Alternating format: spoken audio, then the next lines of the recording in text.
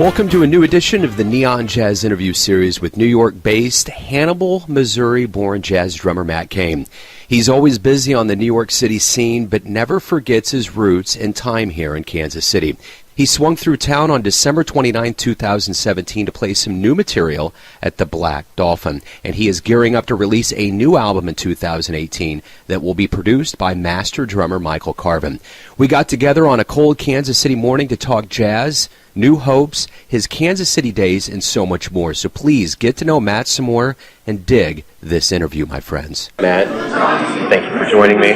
Huge pleasure.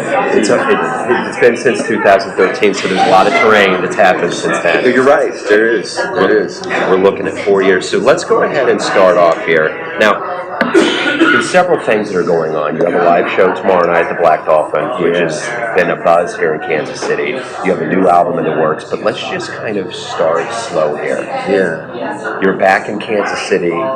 You've been a leader on several albums since we've talked, especially with Kansas City Cats. Talk to me about life. What's going on? Okay. Well, the first thing that's really happening is the piano.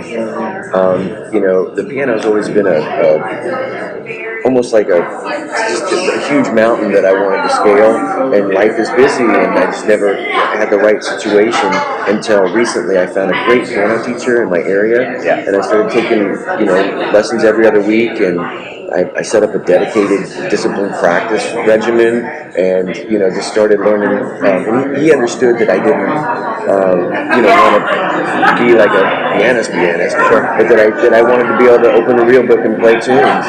And so that's been huge. It's been huge. I dug into that deeply, and for like the last year and a half. And so that's been a big thing. So that's like number one musically. And then it's just changed the way I'm hearing music. It's subtle, but I don't practice the drums as much now.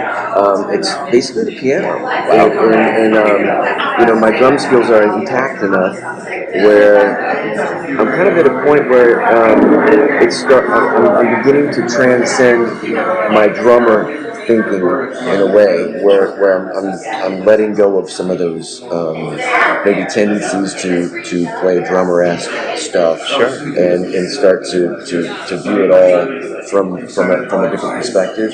And the harmony makes a lot more sense to me, and those sort of elements that I hadn't developed before. And it's very exciting for me to be able to play a song like Lady Bird and play 2-5-1 tritone subs, and just and it's just a huge joy, and I think that you always hear musicians like Jackie Jeanette, who's a great pianist, talk about how it opens up your playing, but until you sit down and put in a lot of disciplined work and get your piano thing to a level where you're starting to really hear the inner workings of the chords, and you're starting to then it changes your perspective of music in a way. So that's really exciting, and that's one of the most recent things that I'm really digging into. Wonderful. The funny thing about music is it's the universal language. It's the one language that all human beings universally can recognize. So I would imagine, and I hear about this, where there's kind of a crossover kind of later in life where musicians go to another instrument. It'd be like learning a new language or traveling to another area. You just don't know until you do it, and it opens all these ventricles up. What has it done specifically to your drumming? What has it done to your approach to the kit? Specifically, it is, I think, a little more from a distance in a way from the music. Like I think in more of a macro instead of a micro. And so I'm able to step back and say,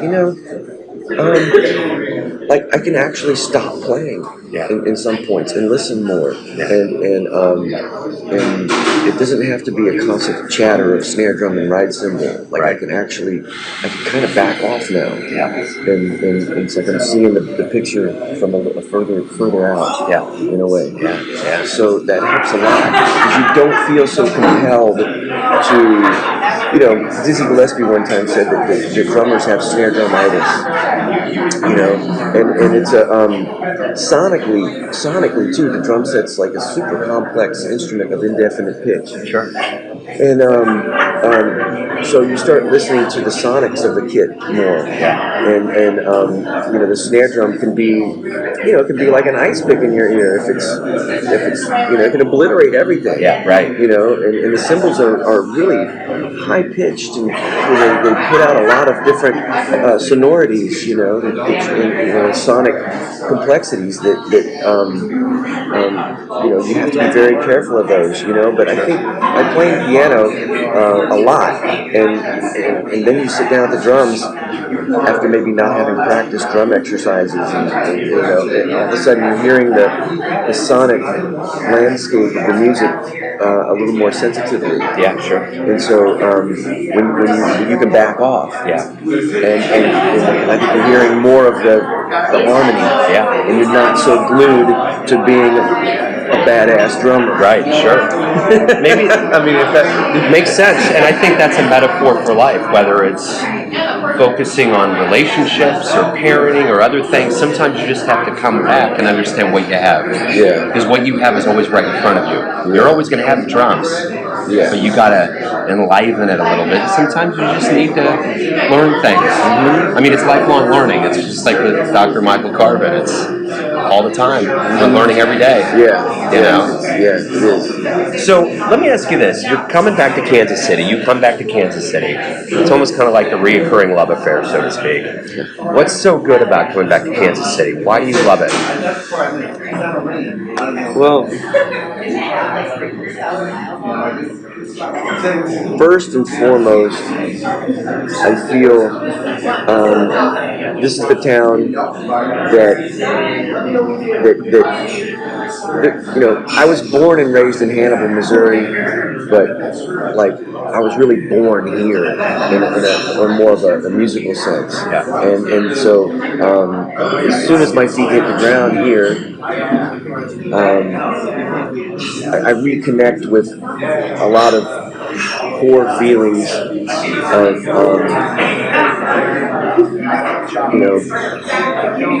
about music and life. I became a man here, and I started band leading here, and I got to play with people like Aladdin here, and Rob Bowman, and Embry and Stan and all the cats. So there's that. That's huge. And then I guess one of the other things about Kansas City is people embrace each other here. New York could care less if you're there or not. Right. And in fact, it tries to shoo you away. And you get the big middle finger at the Lincoln Tunnel. Right. When you try to get in the city. You know what I mean? You get the middle finger, man. Yeah. And so dealing with that forges another thing. But here, I feel embraced. I feel that people. Well, this will sum it up, man. I took my wife to the foundation. I didn't come to Kansas City for many years. I took a long break. Then I started coming back in 2012, and I took my wife to the foundation.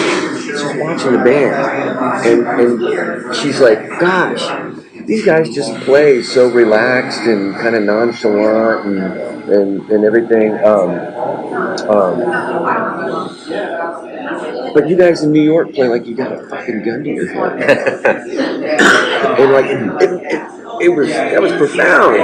She's plugged in too. She's a great ear for music, and she observes and she sees, and it blew my mind. I was like, wow. And so when I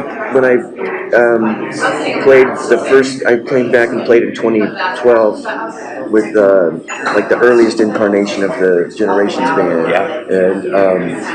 and I just felt this joy and looseness that does not exist in New York. People are playing for their lives out there. Not that they're not here, but it's different, man.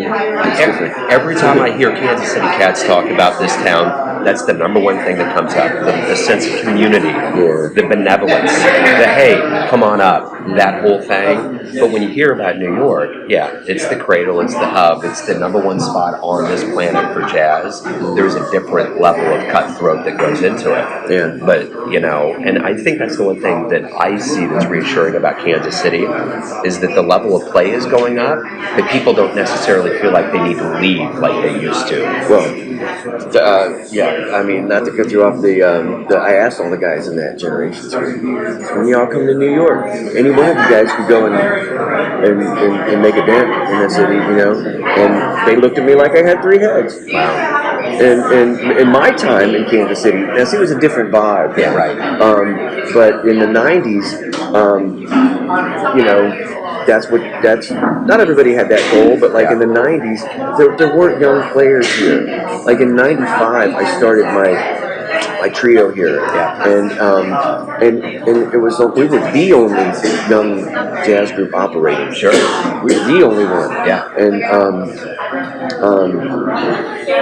now, when I came back in 2012, I went to the Take 5, and all these cats got original music flowing, and things are happening, and guys like Peter Slam and Clint Ashlock are writing some amazing shit. Yeah. And I'm like, hey, wow, that's really cool. That's really cool. Yeah. You know, and so there's and maybe, you know, could they have done that without a supportive element like the Take, or you know, there's just so much support here. Sure. And that's how I felt, man, when I got here. You know, it was people like Bowman that encouraged me, you know, and like this is a legendary dude, man. And I walked up to him when I was 18, and I was like, you know, I had never heard anything like that. Yeah. It was intimidating. Yeah. But he was like, you know, he was like, yeah, man, keep doing it, baby. You know, and the guys at the foundation. I mean, you know, let's be blunt. For a white, hayseed country boy to go into the foundation, especially in those days, in the late 90s, well, this was actually the early 90s, it wasn't, you know, wasn't too many people like me going down there. No. And in that day, it was a different scene than it is now at the foundation. Sure. And I got kicked off the stage the first time, you know, by Dawood Williams. He kicked me off. He put the bass down and just stopped playing. He's like, kids' night is on Wednesday night. Clowned me right down the spot. Yeah. And so I went back 2 years later, and he saw that I was improving, that I respected. See, I kind of went in there and disrespected the vibe, I think, the first time, and musically.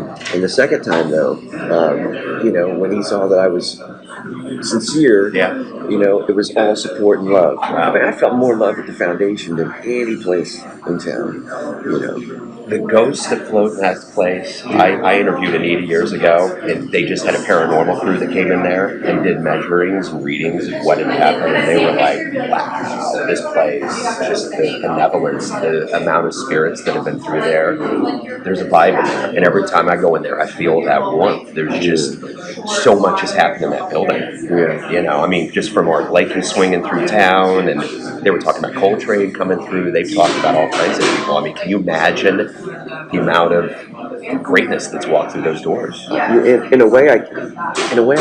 Yeah, I know. It's mind blowing. It goes beyond, you know, it goes beyond description, and that's where I felt the most supported. Once I turned a corner musically and was accepted by Dawood Williams, Lonnie Newton, Mahmoud Sharif, Chris Clark, a handful of other cats. When I felt really supported, I would walk in there, and it was like this family, deep, heavy, supportive vibe. And I went there every Saturday night, man. That's really where I feel like I learned to play. Yeah. I learned technically to play at UMKC, you know, but I learned spiritually to play at the foundation, and I'll always carry it. Always, man. Always. And so when I come back here, it reminds me of that. It recharges that. Yeah.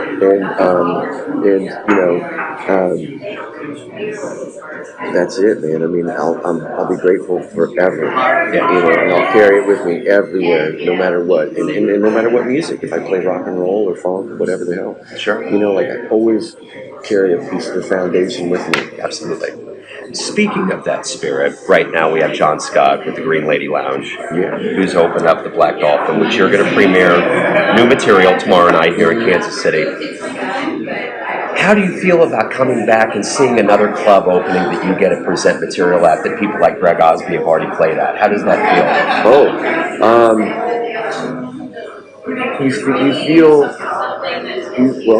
You feel respected, and you feel excited.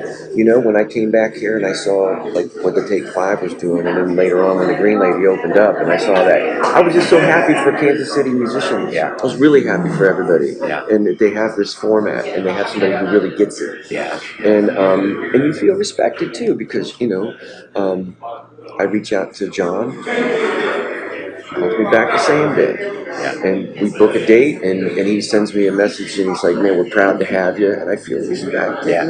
And he treats me, and he treats everybody, and he treats the music, with respect, and gives you an outlet to do that, and it's invaluable, man.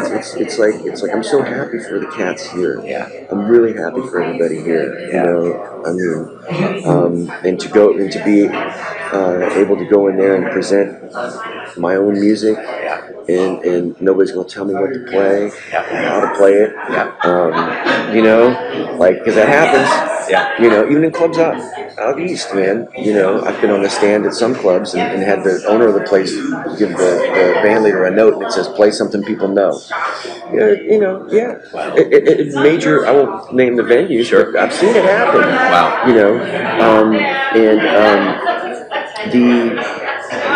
The spirit of the music is to move forward, and so when you put together a couple sets of your own music and original music, I think John has found a way to edify musicians as artists by letting them come in and do something like what we're going to do tomorrow, but also show the people a good time and have the venue be lively and partying, and the places are packed every time I go there. It's the place, man. That's the thing that always gets me when I walk in and it's packed with the Green Lady. I almost feel like I'm in a whole other place, because it's just everybody's into it. They're grooving. The place is, and it's like another time in that place. He's constructed such a cool inner. That's important too, man. It's really important. I mean, after being in the city for 20 years, you develop a sense for, and, New Yorkers like to walk into a place and just kind of like meld into a wall, not be seen, and everything be dark, and John gets that. Yeah. Like, he gets the aesthetic. Totally. So let me ask you this. I guess this is the elephant in the room, or more aptly, the bass drum in the room. You're here to talk to me about a new album that you're going to construct with Dr. Michael Carvin in 2018 in New York City. Yeah. And a part of this is going to be tomorrow night that you're going to unveil some of this new material. So talk to me about this new venture. We're kind of at a crossroads here. It's the end of 2017. A lot of people are ready to get rid of it and move in new blood. And we don't need to get into it, but we all kind of probably know why. To say the least. So let's talk about this crossing of going into a new show tomorrow night, a new year, a new album, a new project. Yeah, well, I always felt, I've been a band leader since '95, but I always leaned heavily on other people's music. I played guitar as a hobby. I own a bass. I can't claim to be any kind of bass player, but I own a bass, and I've always written things. I was heavily into hip hop all through the early 2000s, and I probably have 50 jams that I composed, and but in terms of the I guess jazz thing, I've written a few things here and there, but I started feeling uncomfortable doing other people's music. Yeah. You know, I just, just started not feeling so comfortable with it, to be honest. Yeah. And so I dove into the piano a couple years ago and just started exploring. I wanted to find out more about who I was, Right. and what I hear and what I enjoy. Yeah. You know, and I honestly feel, that like when you put your musical vision out there, you're whether it's great, whether it's terrible, whether it's whatever, whether it's meh. I mean, you're an artist, Right. You know, you're branding yourself as an artist, and I'm not saying that a drummer that doesn't write tunes isn't an artist anymore. You know, I'm not. But just speaking for myself, Yeah.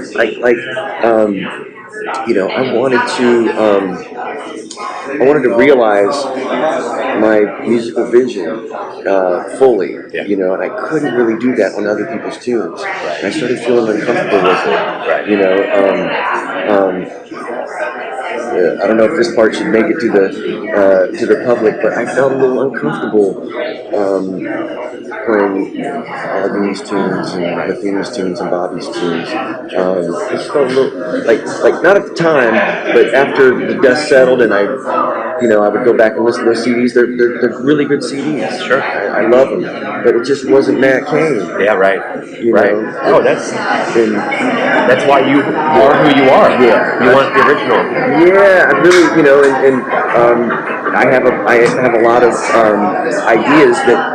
You know, I'm constantly singing into my phone and recording it, or I've got my guitar and I'm playing ideas and I document them. So I sat down in 2017 and cobbled them all together. I made a list of the ones I liked, the ones that needed to be developed, and I just sat down and just started working on melodies for them. And maybe I just had a vamp idea, but then I would develop it and put a bridge on it.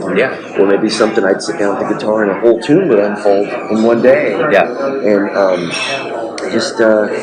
that's really what the goal of it is. And coming back to Kansas City to premiere it, I started. Well, one of the ways this happened was when I'm writing the tunes. I use this program called Reason, and it has all these great sounds in it. And I worked really hard to find the sounds that conveyed the tunes, and I just hear vibes, and piano, of course, and guitar. So I play some guitar, I'm studying piano, and that's what I heard. And I really admire what Peter Schlam does. Yeah, absolutely. You know, I really admire what he does. I love it. And I wanted to do this with him. And I just asked him who he likes. I was like, well, who do you want to work with? And he gave me the list of cats, and that's who I called, and they were available. That's wonderful. You know, and so I'd be lying if I said I wasn't nervous. We're going to rehearse it tomorrow afternoon and then play it tomorrow night. You know, and I for me, just sitting down with the Sibelius music program and putting all this stuff in and printing it out and sending the PDFs to the cats. It's an enormous process. Yeah, sure. Enormous. Sure. But it is so fulfilling to see my tunes printed out. The guys got them, and whatever they sound like, it's still a big win. Sure. And I'm going to take that experience and go back to New York, and Carvin's on board to produce it. Yeah. And I'm going to call. I have people in mind in the city to call for this record, and it's the biggest. I can't record other people's music anymore and feel good about it. Right. And it's got to be. Because what happened, man. Not to just really babble on, but when 9/11 happened, I felt like this giant musical fissure that happened, and I couldn't continue playing ding ding ding ding ding jazz. I just couldn't do it anymore. To me, it just didn't, I was like, man, I just can't do that. Right. Like the 9/11 experience just it made me really reconsider everything about music. And I didn't want it to be something that I pimped. I didn't want it to be something that didn't belong to me, or I didn't want to be like trying to please somebody else or trying to play. Anyway, so I went way deep into Brazilian music and hip hop. Yeah. Because I could see people feeling good from it. Absolutely. And I started playing congas in these nightclubs. I actually quit playing jazz drums for about 8 years. Wow. I never told people that really, but I did. And you know, my alcohol thing got out of control. Sure. I quit playing traditional jazz, and I started getting calls from Brazilian musicians, and I produced a bunch of hip hop projects, and things just went completely, and I was very happy.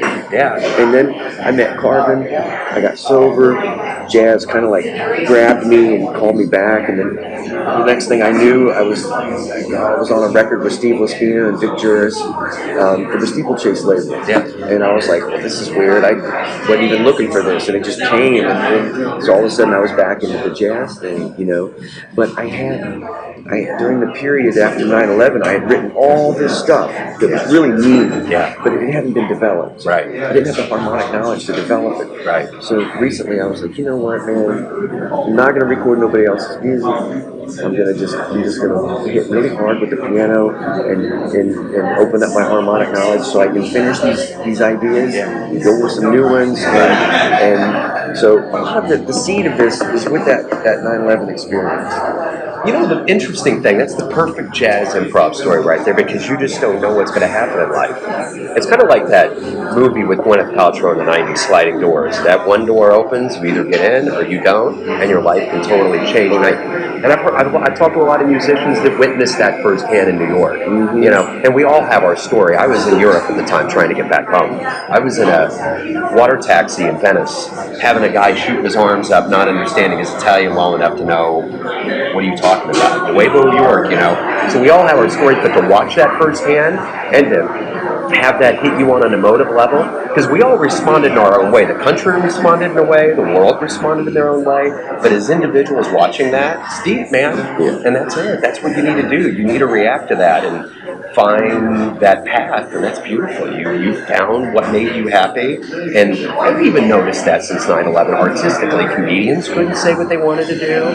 There was a lot of things, and the idea of that day was terror, and people got terrorized in this country. Even when you hear about TSA horror stories, everything fundamentally changed. But the beauty of what you just said is that you changed in a way that was proactive. You found yourself. You found yourself instead of maybe masking. I don't know. I mean, that's just kind of what I see. You got to the root. Yeah, it just seemed like it seemed disingenuous to you know, this is really what happened. 9/11 happened on a Tuesday, and I had a steady gig on Fridays and Saturdays with a trio. And that Friday came up, and we were like, should we play? Right? Would this be like laughter at a funeral? I mean, you know, like, does this feel right? And somebody's like, yeah, we should play. And so the first song we played was Stella by Starlight. Yeah. And like, gone was the whole pressure to be some musical motherfucker, you know, and then like, you know, I call it the motherfucker syndrome. Yeah. You know, and like, and you're in New York and everybody's just trying to overplay and impress people. All that was fun. And you sat down at your instrument and, you know, we played Stella, and every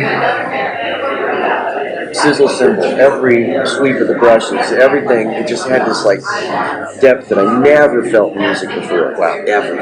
And it was profound, and I was like, wow, how can I hang on to this?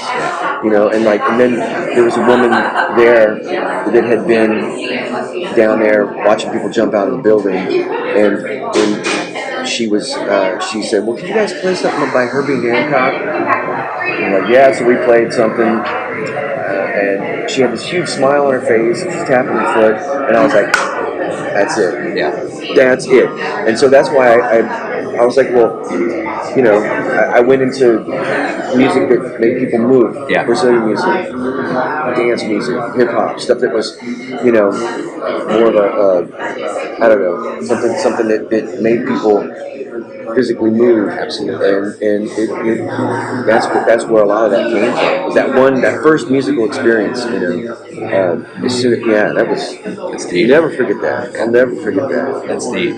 Speaking of deep, before we depart, Dr. Michael Carvin, you're going to play a gig with some young cats. Yeah. And you've learned a lot from him over the years. Yeah. How many years has it been now? That 9 years. Yeah. So talk to me about what he's given you that you give young musicians, because he's taught you so much. What do you give to the musicians that you've learned from Dr. Michael Carvin?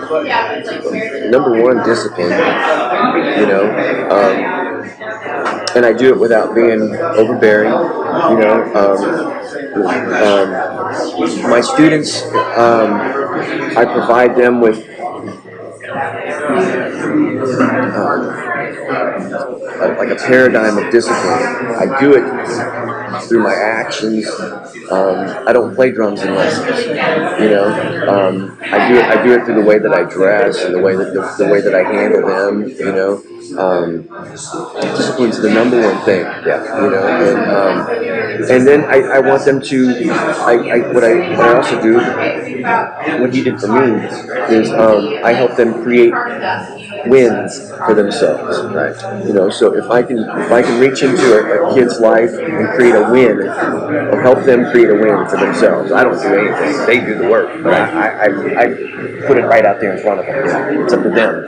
But when you start liking yourself, when you start having a win here and a win there, and you take one step forward, and you can do one of two things. You can take another step forward. You can hold what you got. Or you can do one of three things, or you can go back. Right. So the whole thing is to never go back. Right. Hold what you got, or move forward. Right. Hold what you got, or move forward. So I try to teach my students, which I've got about 20 students now at the Matt Kane School of Drumming. What I try to teach them is how to win. Yeah. Not how to play drums. Right. How to win, how to respect people, how to follow through. Right. Follow through. Yeah. Follow through. I mean, follow through. Yeah. And so with band leading, I see the band leader as the ultimate team player. I don't play drum solos. Like on that Generations album, there's no drum solos. And this new record, it's not gonna be no drum solo. At least I don't want to. It's not about that at all. I don't like soloing that much to begin with. So like for how I would say that Carvin's teaching helps me deal with the band. If you treat somebody like they're great, right, they're gonna respond with greatness. Sure. Now, and you treat them with mistrust, or you talk down to them, then they're gonna react negatively to that. So I treat everybody with a lot of respect, but then I expect that back. I ask my guys to dress nicely, and if they come in looking like they just got in from a fishing trip wearing some khakis, some checkered shirt or something like that, I tell them, I'm like, don't come to my gig dressed like Eddie Bauer. Right. Dressed like a musician. Yeah. And if I'm gonna do it, then you should do it. And if I say we're taking a 15-minute break and you're gonna come strolling in 17 minutes, with a 17-minute break, and you're out there checking your phone on the sidewalk. Yeah. Hey, that ain't cool, man. Yeah, right. And so there's a level of respect and discipline that I hold for Michael. I've never been late to a lesson in 9 years. I've never missed a lesson in 9 years. I've never walked in and said, "Hey, I only got half the bread today." Right. I've never half stepped on him ever. Sure. And he's never half stepped on me. Sure. And so that's, man. He calls his concept "each one teach one," and so he teaches me, and then I pass it on to all my students. Sure. And I try to impart that to the band. Yeah. And that's really it. I keep it real simple. Yeah. you know, and if you treat somebody like they're great, then they're going to be great. Absolutely. That's it. I agree. Yeah. I agree. Yeah. Let me ask you this: from someone like Dr. Michael Carvin, I always hear from younger musicians, there's a torch that they're holding on to. You get to grab this history from them, and they're looking out for the future. And in the jazz world, with the health and vitality of everything that's going on in this modern day and era, how do we preserve that? How do we keep jazz strong? Because, jazz is one of those things where everybody's fighting to get gigs, secure income, whether it's through education or playing, and there's just this level of keeping jazz strong. How do we do that? What's Dr. Michael Carvin want younger generations to do? What do you think the old guard wants younger musicians to do to keep this thriving and moving forward? Number one, respect yourself. If you respect yourself, then you're going to respect the music, because the music comes from within. Right. So you respect the music, and for instance, language is a real motherfucker, man. You know what I mean? Like language is really something, and he taught me to really be in tune with language. So, like, for instance, when you say, okay, yeah, we're playing a gig. Well, the milkman has a gig. The postman has a gig. You know what I mean? But now, if it's a performance, the milkman does not have a performance, right? Or the postman is not performing. Yeah. Now some people might say, oh, well, that's a little bit narcissistic, or or whatever, performing, or no. You embrace that, and you're presenting something to people. You're putting something in front of people and saying, listen to this, right? And you can't be talking a bunch of shit between tunes. You can't walk on stage dressed like you're ready to go to the gym, or you're ready to go outside and rake leaves. Right. You know what I mean? Like all that stuff adds up in your language. So if it's a performance, like tomorrow is a premiere. Sure. I'm not just playing some new music, man. It means something. Yeah. So I stamp it as such. Right. And you know what you're going to do. You think Pat Metheny goes on stage and like that? You think Herbie Hancock did that? Right. Why do you think they're successful? It's because Pat knows what's up. Yeah. The Herbie knows what's up. And so they have a set list. Yeah. They have a presentation. Yeah. And God forbid, they have some lighting. Yeah. And Pat had like some video screens behind him and stuff. I mean, he gets it. Yeah, sure. And they plug in. Look what Pat did with the sound of the guitar. I mean, he transcended the instrument. And Herbie's the same. And they get it, man. They get it. People, people ain't coming to have some big, heavy musical trip laid on them.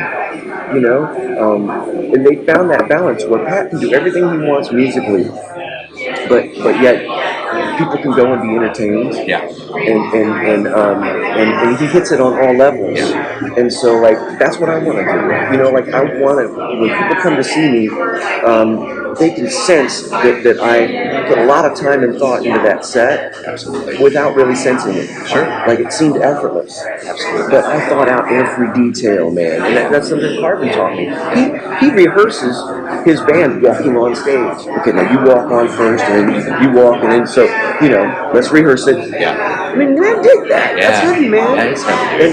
And so what that does is it creates freedom. So we get on stage, we know what we're going to do. Well, our minds are free to play the goddamn music. Right. And not be wondering what to play. You know what you're going to play. So then you can already be on point A, point B, point C down the line. Sure. And I'm not knocking anybody's tendencies back here, but I remember there in the 90s when I was living here, there was this big thing about, man, people are yakking during the sets, and it's so insulting, and there's all this, complaints about it. Right. And I used to be on gigs with some people that would try to shush the audience. Yeah. But you know who I worked with for about 2 years? It taught me so much. And I still hold it to this day. It was Ida Macbeth. Wow. I was in Ida's band for about 2 years before I went with Aladdin. And Ida never asked nobody to shush. Yeah. Ida never said a word, never a complaint.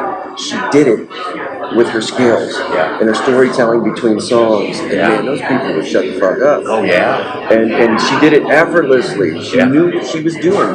And with her singing. See, people want to go and what do they get off on? What do you hear? Wow, he was so into it. They were so into it, and they were just really communicating, and they were so deeply into it. And that's what people go to see musicians for. Sure. Like they don't know that Pat is playing some super heavy, harmony. Right. Know that. Right. But they know, they're like, wow, Matheny's into it. Yeah. And I was fortunate enough to go to Pat's place and jam with him a couple times over the last couple of years. And Pat puts every ounce of concentration into every note, whether he's sitting there in his crib, in his pajamas, and jamming with me, as he would if it's 1,000 people. It doesn't matter. And that's the number one thing I idolize about Pat. I like to use the word idolize, but that I really admire about Pat. Is like and a few people. Steve Cardenas is another one, great guitar player that's from KC, from New York now. Amazing player. They dig in so deep that there's like everything else disappears, and but back to the presentation of the music and the respect for your audience, like I saw Ida Macbeth do it, and Aladdin, I learned from him. We always had a set like that, and we were presenting. He demanded that you wear a suit. I saw a keyboard player show up to the gig one time with jeans. Oh, sorry, Aladdin, I forgot my suit. And this was a road trip. We were down like Cape Girardeau or something. And he was like, you ain't getting on my stage. And I was like, that's deep, man. And Aladdin was like, go sit in the car. Yeah, man. Yeah. Because he treated us like men. Right. He expected us to act like it. Absolutely. And so I treat the Generation Band, I treated them like men. They showed up. They did exactly what I wanted them to. No more, no less. And so, I learned that from Ida. And Aladdin didn't play no throwaway gigs. Right. Yeah. And I feel it's also keep your expectations in check. You're not going to go into a restaurant and have everybody shut up and listen. Right. So you got to know what to expect and define the why of the gig. Sure. So if I define the why of this gig and it's at a restaurant and I'm going to use that money to pay my cell phone bill, then okay. Yeah. Don't expect nobody to be treating you like a musical god or something. Keep your expectations. But if you go out there and you're bullshitting between tunes and you're not presenting a vision, then yeah, people are going to jabber, man, and you're going to lose them. And if you're presenting, then yeah, you got the right to ask for $10 to get in, or you got the right to ask for add a cover charge to the bill. Absolutely. Like it should be valued. And to be honest, Joe, man, that was a huge reason I moved to New York. I wanted to be in the element where, there's no feeling like playing with the Smoke Big Band of 103rd and Broadway, and before the hit, everybody shuts the hell up, and the guy's like, there's no flash photography, there's no the rules, and now, without further ado, the Smoke Big Band, and everybody's, and they're sitting there, and it makes you play differently, man. I hit it Smalls a while back, and there's just, the place is jammed, there's this wall of people, and they're just glued to the music. They're not talking, they're not jabbering, and like all of a sudden you play differently, man. You play differently because everything there's just a different sense in the air, and that's, man, I'm almost way off on a limb now, but that's the general, that's the way I feel about it. I feel that like if the musicians value it, in fact, I had this talk with one of the young cats. He was like, I asked him point blank, I was like, so what do you want? He's like, I want to raise the level here in Kansas City. And I was like, well, it starts with you. I was like, if you hire somebody and they come to your gig, they're going to take that money, know what they're going to do. They're going to go to the grocery store with that money, they're going to buy some bread, put it on their table, and nourish their body with that gig. So I have all the right in the world to demand that you come to that gig on time, Yeah. you don't fuck around on the break and go be making me wait on the stand for an extra 5 minutes. Right. You don't be pulling out your phone. Right. You know, you dress well and you handle yourself like a grown man, because I'm going to pay you and you're going to feed your family or you're going to feed yourself with that money. Yeah. So you damn straight you come in there and act right. Yeah. And people respond to that, Right, man. absolutely. You see some cat dressed like a bum, you're going to treat him like a bum. The way you play is the way you portray is the way you get played. And you know, Malcolm X said something in his book, an autobiography that was one of the most profound things I ever read. He was like, you know, if you want to get something, you got to act like you already got something. Yeah. And in a way that applies to this. You know, like if you carry yourself on the bandstand like the way Ida or Aladdin, you know, I learned the same thing from the McFadden brothers. Yeah. Those were my 3 greatest teachers when I was here. You know, I worked with the McFaddens 5 nights a week at the Alice Plaza for like 8 months. Sure. Huge lesson. Oh, yeah. And then Aladdin Ida was my next great teacher, and Aladdin was the next great teacher after that in terms of band leading and just what you're putting forth. You know, and I don't care how great you play, if you're bullshitting on stage, and you're then people read it, especially like children, can see right through you. Without a doubt. You know, without a doubt. Yeah. But anybody can see through them. Totally. And they know if it's real. Yeah. Without a doubt. Without a doubt. Man, that's good. I like that. And I got to tell you, I think that's a great way to wrap everything up. I want to make sure that we're focusing on the show. Yeah, thank you. Yeah. Thank you for opening up about the show, the new album. I'm looking forward to hearing it, and I'm sure you're going to kill it tomorrow. Oh, thanks, Joe, man. It's a huge pleasure, man. I mean, without you, this stuff just wouldn't survive, period. It wouldn't survive. It's an honor to cover you guys. I always love it. This is the best gig on the planet. That's cool. I love it. Totally love it. Thanks for listening and tuning in to yet another Neon Jazz interview, where we give you a little bit of insight into the finest players in New York, Kansas City, and spots all over the globe, giving fans all that jazz. And thanks to Matt for his time, his stories, and the new music. If you want to hear more interviews, go to Famous Interviews with Joe Domino on the iTunes Store. Visit Neon Jazz at youtube.com. And for everything Neon Jazz, go to the neonjazz.blogspot.com. Until next time, enjoy the jazz, my friends.